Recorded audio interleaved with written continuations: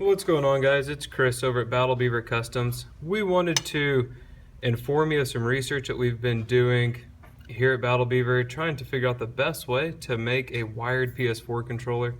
If you've seen our Twitter or other social media, you've probably seen some pictures floating around about a wired controller that we offer. So we wanted to explain a few of the options a little bit better and let you know our thought process, and then we'll help explain our offerings coming in the next couple months. So to begin, this is a stock board for a PS4 controller. Right here is the Bluetooth module chip. So this is actually what controls all of your Bluetooth communications. And if you follow this trace out here, this goes to your antenna, goes to the other side of the board. The antenna is actually right here under this barcode. So we actually took a board, we used a reflow and pulled that Bluetooth chip completely off of the controller. So this controller legitimately does not have the capability of doing Bluetooth whatsoever. So we have an open, just standard 2-button basic Beaver controller shell here. We're going to go ahead and put this board inside the shell. This snaps in place. If you ever have to do thumbstick changes or anything inside one of our controllers, this also is a good time to show how easy it is to pop in and out of the new PS4 boards. All of our wiring is off to the side. As long as you don't have remap, you can pop this board in and out pretty easy, or you can lift up this whole mid plate. There's one screw in the middle that holds everything down, which we're going to go ahead and place in for this video. And for demonstration video, or for the demonstration purposes of this video, we'll go ahead and put the battery into this controller. This is going to serve as our, this one's Bluetooth out, or no Bluetooth, so we'll leave the battery out of this controller. So we're going to take this and put it together. This clip in here, and there we go. So put our screws back in the back of the controller. The other controller we're going to be working with that's there in the background, that is our wired PS4 controller. That controller right now, it has the Bluetooth chip enabled inside of it. It does not have a battery, so it still communicates as normal, but the wire itself is hard soldered into the controller.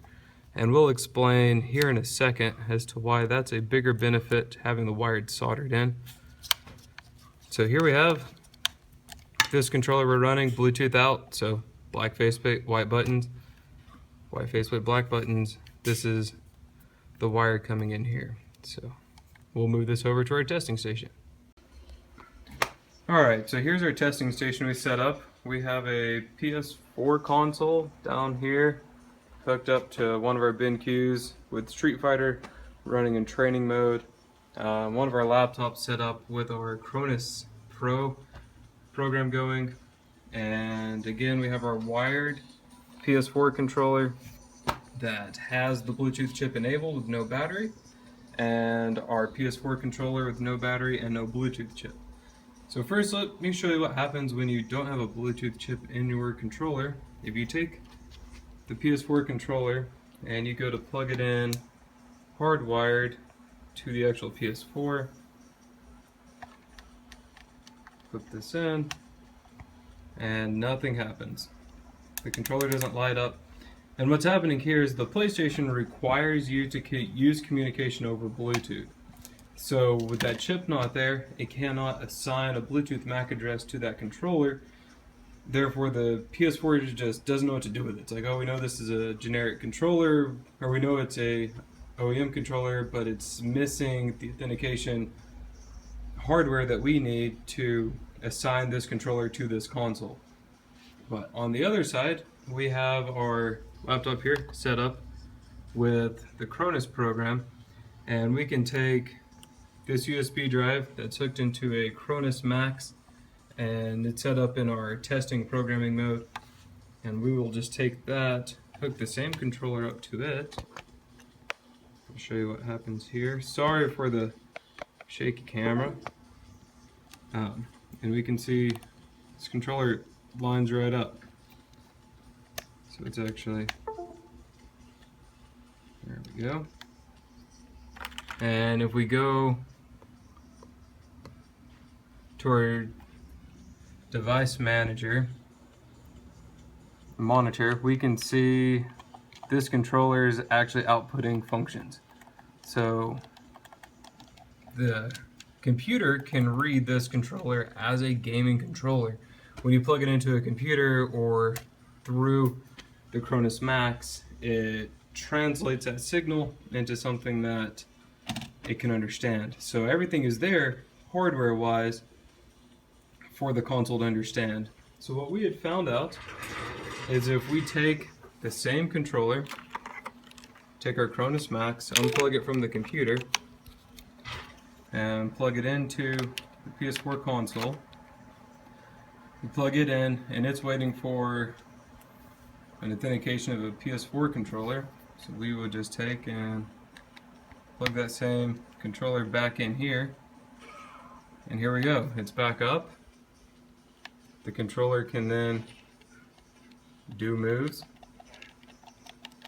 because what the Cronus is doing, it's translating, which is going to sound kind of backwards, it's translating an OEM PS4 controller without Bluetooth to a generic format and then feeding it to the PlayStation 4. There's an option in the CronusMax program on the tournament mode to actually do this with 1 millisecond input. So this is a lagless translation, and this is just to prove that you can do wired communication over the PS4. So this controller literally cannot do Bluetooth communication, and it works just fine right now. So we realized not everybody wants to take the Bluetooth chip out of their controller. So what we can do is unplug our controller here and take our wired Battle Beaver that does have Bluetooth, so it still works like a normal controller would, just needs power over the wire, and plug it into the same Cronus, and we're back. We can see the T here means we're in tournament mode. We're ready to fight.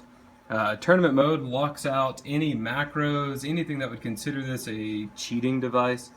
So this is only doing console translation, so you could plug this into an Xbox One, a 360, PS3, you name it, and it'll still work. There's some button remapping that's enabled, but it's very bare bones. Nothing that would get it really banned from a tournament. And then here's our controller. Works just like normal. Kind of get these in the same shot.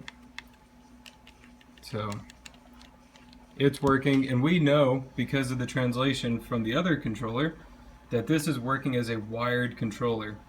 So it is defaulting to do data over the wire to the Cronus into the PlayStation 4. You can also use this as without the Cronus.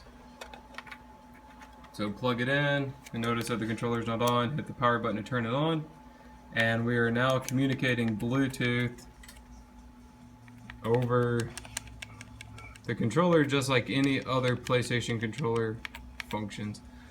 So this is what we've been experimenting with. So you would say, well, why Battle Beaver? Why do I need a wire sticking out of my PS4 controller? When you run without a battery, or even running with a battery, you're dependent on the small micro USB connector right there. I think by now a lot of people have had instances where their micro USB wiggles, or the controller has to reset to reassign the controller to the console, just because it lost power or it lost data transmit, data receive for a moment. That eliminates that part of the equation, and since you don't have a battery in the controller, you don't have a backup, so you do need a constant connection for power.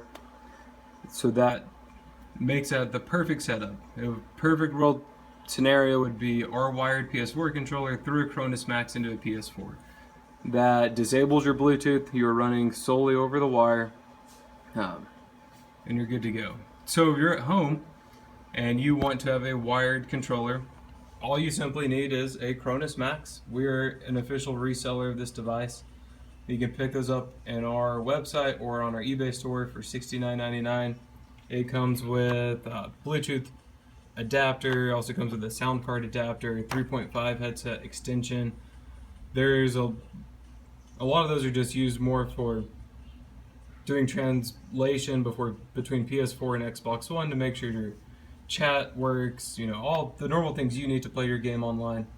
So we sell that bundle. But all right, you could take that controller, or you take the Cronus, plug it into your console, plug your controller into it now, and be playing wired almost instantly. There are a lot of other features that Cronus has when you plug it into the computer, as far as doing some button remapping, hardwired button remapping. If you want to change your left and right thumbsticks, you know, it'll do a lot of that stuff for you. It's a little bit more advanced when you get into that. But if you have any questions, comments, let us know below. Hit us on our email, sales@battlebeavercustoms.com, or get us on Twitter @battlebeaverc, and we're ready to answer any questions. You know, again, we apologize for the quality of the video. We just wanted to throw something together to show you guys what's been going on with the wired. There has been a lot of confusion thinking that this controller is wired only right out of the box, that you don't need another device to make it wired. But it does run without power. If you hit your power button while it's in your backpack, you're not going to connect to the last console you were on. So I mean, there you have that benefit as well. So until next time, guys, thank you.